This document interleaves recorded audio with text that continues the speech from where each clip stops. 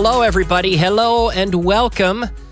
Welcome to the program. We are live. Believe it or not, we're live. I have to admit, I was ill for the last couple of days, and we had repeated programs. So I hope I haven't lost too many of you, but we're back and we're live, and it is class number 35. So if you're wondering where class number 33 and 34 are, well, I will get those. I will get those episodes. I will record them and I will put them up. I don't know if we'll do a video for them or not. I don't know. But we'll at least get an audio up for the review of class 33 and 34. But today is class 35, and I was debating whether or not I would make it today because my health has not been 100%. It hasn't been 100%, but I decided to push ahead and come on in here and do the show. So join me in the chat if you would like to participate. Here we are. The chat is Inglés Online TVE. Inglés Online TVE is the chat, is the YouTube channel. This is on YouTube. Go to youtube.com, Inglés Online TVE. And you can follow us, you can join, and you can type your comments. So let's get some life going in the chat. I'm sorry for missing the last couple of days as I was ill, but you can say hello in the chat. I hope we haven't lost too many people, but we have a few people writing in. Nelson is there. He says, "Good afternoon, Kyle. I hope you've gotten better from your illness." And I have. I'm feeling a lot better. I'm not 100% by any means, but I'm feeling a lot better, so thank you, Nelson. Dudonell says, "Hello, brother. Nice to see you again. I can't thank you enough for your tremendous effort." Well, thank you. Thank you. And thanks for connecting, everybody, and thanks for deciding to spend a little time with us here on this Friday afternoon as we explore class number 35 of the Inglés Online TVE course. Feel free to share your questions in the chat. Any questions you may have, write them in there. Any comments, anything at all. We are live here. Inglés Online TVE is the channel on YouTube. All right, let's get things started with today's beginner content. Nivel básico.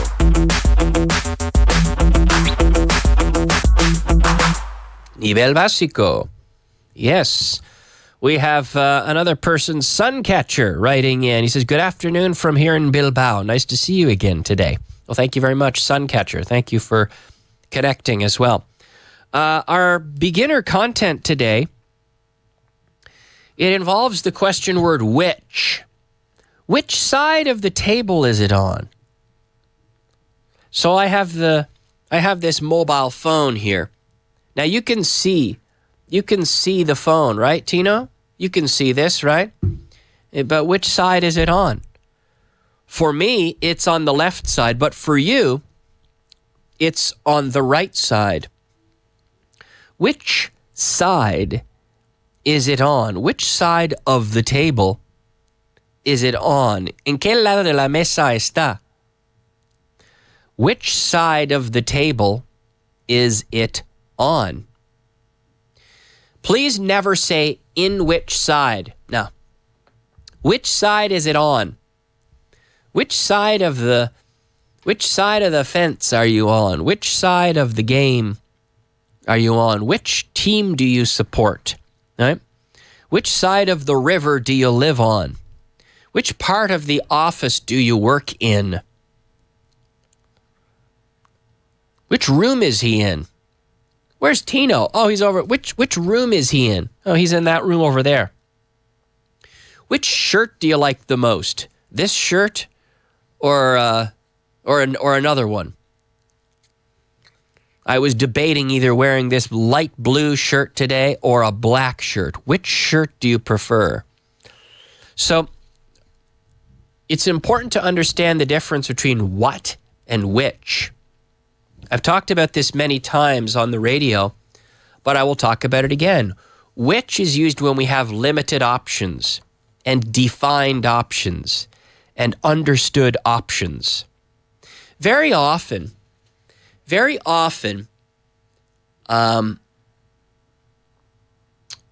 often teachers say that it is visual. In fact, I think if you watch the class, Richard Vaughan talks about which being used for visual things, which is usually the case. Which one do you want, this one or that one? But really, which is used when we have limited and defined options and we understand the limitations of the option set. So typically it's visual, but I could define them through explaining. Like I could say to you, I have a red pen and a blue pen. I have a red pen. Now you can't see them here. They're in my hand, but I have a red pen and a blue pen. Which one should I use today?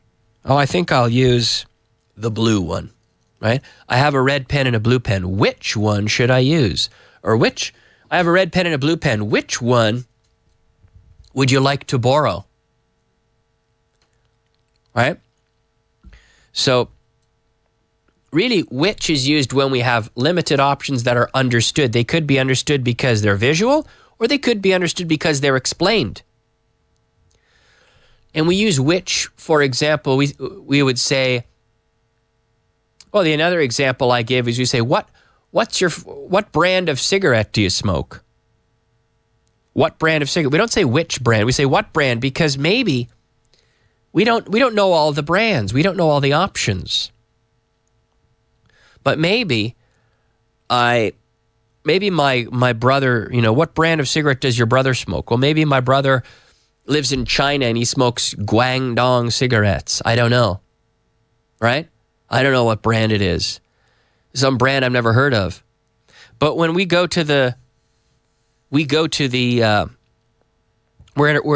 say we're in a restaurant and there's one of those cigarette machines and he asks me to buy a pack of cigarettes for him. And I say, hey, there's Lucky Strike, Camel, and Marlboro. Which one do you want? In that case, we use the word which because I've defined the options. Which one do you want? Whereas in general, I'd say, what brand do you smoke? What brand of cigarette do you smoke? Which do you prefer out of these brands? Or we could have chicken or fish for dinner tonight. Which one do you prefer, chicken or fish? Which would you rather have, chicken or fish? Right? So we use the question word which when we're talking about limited options, defined options. Okay? So here, which side of the table is it on? ¿En qué lado de la mesa está? ¿En qué lado de la mesa está? Which side of the table is it on? The left side or the right side? Which side of the table is it on? Because we're implying that there's only two sides here. There's the left side and the right side. Right? Which side is it on? Okay. Let's see here. People are writing in. We have Belen who says, welcome back. Thank you very much, Belen. I'm glad to be back. I don't like missing work. Really, I don't like missing the show. I enjoy being here. Francisco says, hi, Kyle. When you enjoy your job teaching and learning English every time you do it is like the first time. Even tons of hours behind you, the only thing to tell you is thank you. Or the only thing to say to you, you could say, is thank you. Well, thank you very much, Francisco. That means a lot to me. Thank you very much. Thank you. And I enjoy doing what I do because I know that there are people out there who appreciate it. And if people are learning, then it makes it worthwhile. So thank you very much. Yolanda says, hi there. I got you from Laredo right now near Vizcaya. Cool. Well, thank you, Yolanda. Nice to see Yolanda. First time in the chat today. I've seen Yolanda, long-time Vaughan Radio listener, but I think the first time I've seen you in the chat. And Natalia writes in and says, cheers, Kyle. I hope you get well soon. She says, I wish you can get well soon. But no, we're not going to say wish. We're going to say I hope. I hope. Porque hay esperanza, right? I hope you get well soon. Thank you for your job. I'm getting much better. I'm feeling a lot better now than I was yesterday.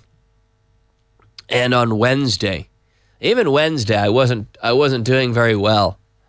I was kind of struggling Wednesday, so I had to cancel this show. But like I said, I will record episodes 33 and 34 and get them posted somewhere so we can have a review with those contents as well. And Naleli says, get well soon, Kyle. Thank you very much. Thank you very much. Okay, so one final review with the beginner sentence. Which side of the table is it on? ¿En qué lado de la mesa está? Which side is it? Which side is it on? So to be on the table, está en la mesa, it's on the table. Which side of the table is it on? Is it on the left side or is it on the right side? Which side of the table is it on? Okay, let's push forward. Let's go ahead with today's intermediate content. Nivel intermedio. Yes, it's time for our intermediate content. I need to get at least 7 out of 10. I need to get at least, por lo menos. I need at least, or I need to get. Okay, tengo que conseguir, a lo menos, por lo menos, no? At least 7 out of 10. 7 de 10, no? 7 out of 10. So we talk about this 1 out of 10 people.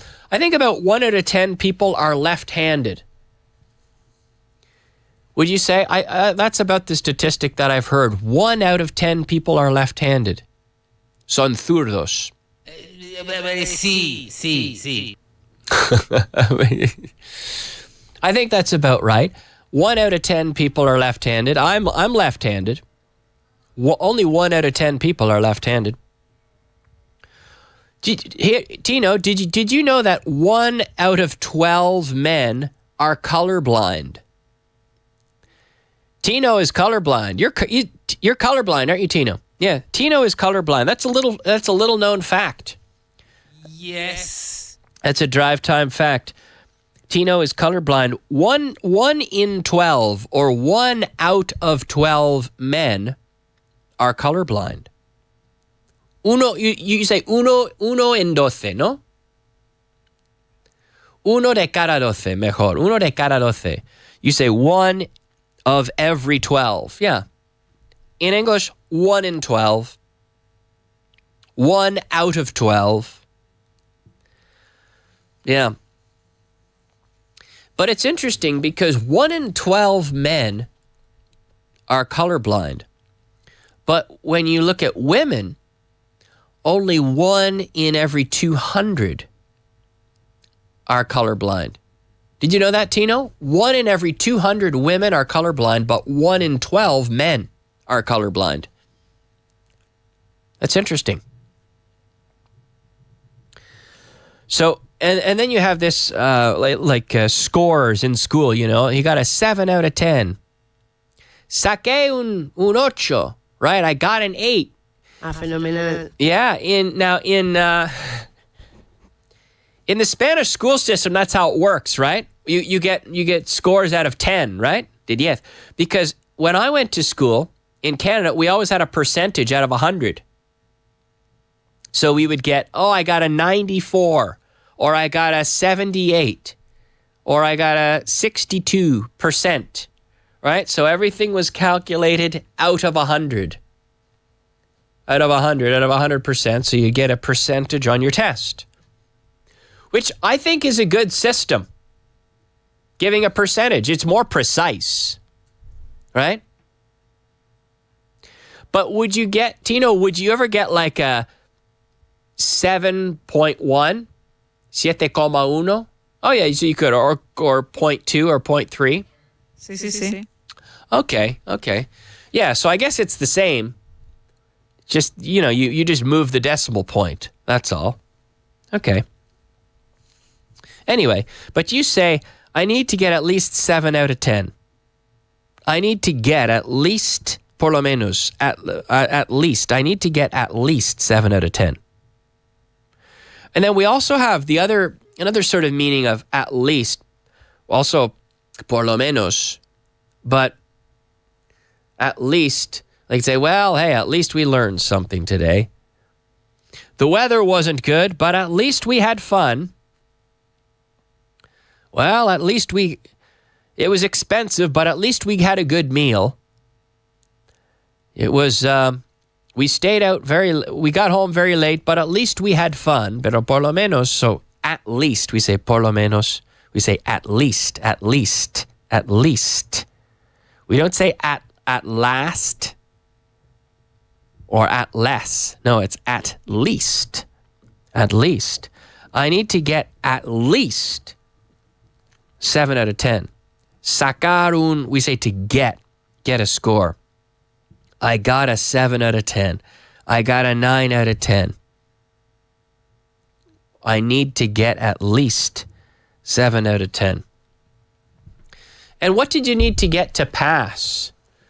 A 6? What was a passing grade, Tino, in school?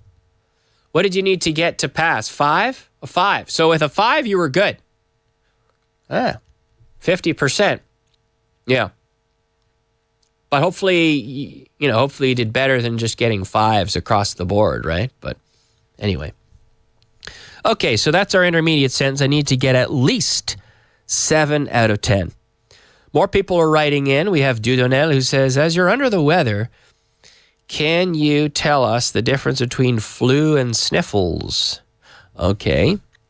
So the flu, yes, the flu is the influenza. Un gripe is the flu. Una gripe, yes, una gripe is the flu. But to sniffle is to do this. When you're sniffling like this, you could be sniffling and you're not even ill. To sniffle. If you come in on a cold day and your nose is running a little bit and you're sniffling a little bit. To sniffle. But to have, I've got the sniffles, typically means someone has a cold, un resfriado. But a flu is la gripe, right? So that's much worse. So I don't know if what I had was the flu or if it was just a cold, but it knocked me out for a couple of days at least. Anyway, hopefully that answers your question, Dudonel. Okay, let's push forward with today's advanced content. Nivel avanzado. Nivel avanzado. The advanced level. Lots of people are writing in as well. People are writing in a little bit on Twitter as well. Yes. Okay, let's see what people. Well, let's go ahead with our sentence first, and then we'll follow up with more questions. Feel free to write in on the YouTube live stream as well. Feel free to share your questions, and I'll answer them as they come. The sentence is as follows. I can't come up with an idea. Don't worry, it'll come to you sooner or later. No se me ocurre una idea. No te preocupes. Te vendrá tarde o temprano. It will come to you. So I can't come up with an idea. To come up with. It's like to formulate, to come up with an idea, to come up with a solution, to come up with an answer. We need to, it's almost like idear. We need to come up with something. We need to come up with a solution quickly. We need to come up with an answer. We need to come up with the reason. We need to come up with a solution to this problem. To come up with. It's an inseparable phrasal verb. It's a phrasal verb and it's inseparable. What I mean is inseparable. What I mean is that we can't put the we can't put the noun in between the verb and the preposition. So Kyle came up with an idea. He came up with it last night. We can't say he came with it up. No. He came it up with. No, nothing like that. It always stays together. He came up with. To come up with. To come up with an idea. to formulate an idea, to come up with a solution, to come up with an answer. So it's an inseparable phrasal verb. I often come up with ideas. I like to come up with business ideas. I often come up with business ideas that I think would be good. I don't usually follow through with them. Sometimes I try. I think it's fun to consider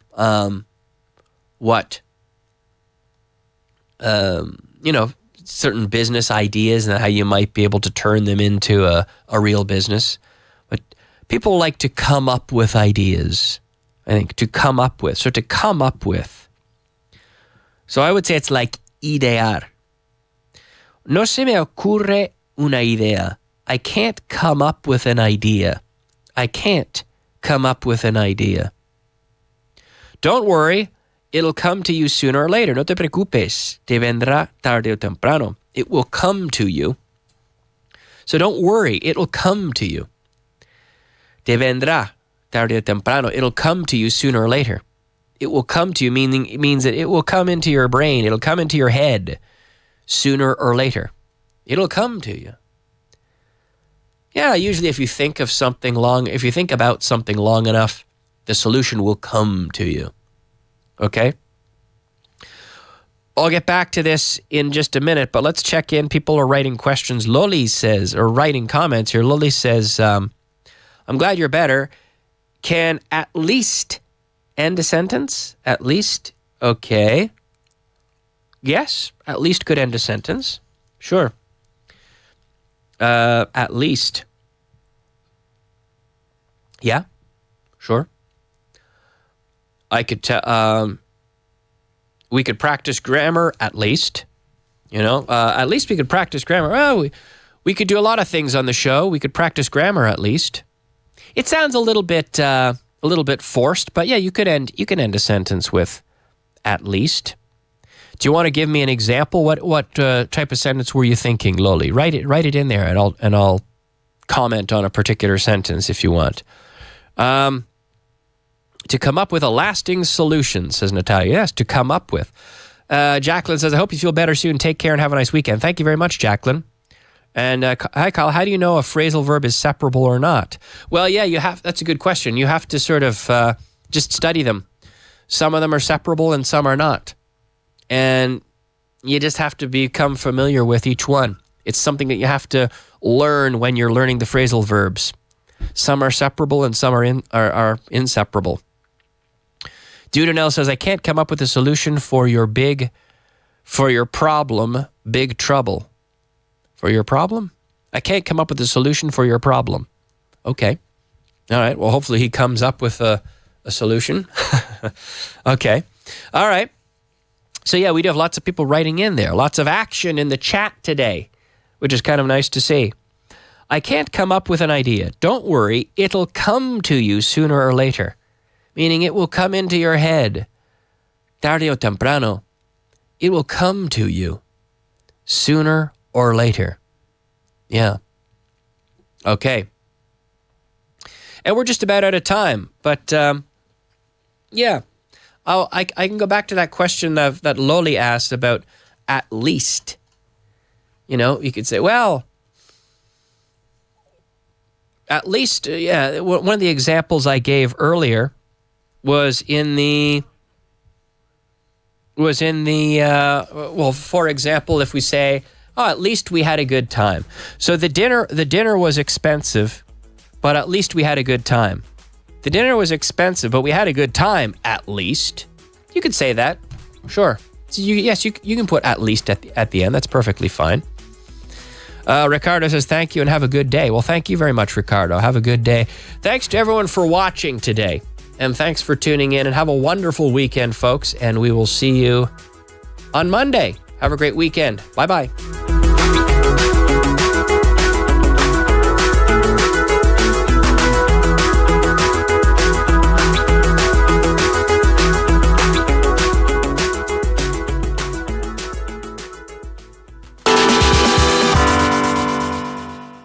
El inglés es imprescindible, tanto para encontrar el primer trabajo como para subir en la organización. Si no lo dominas, tendrás cada vez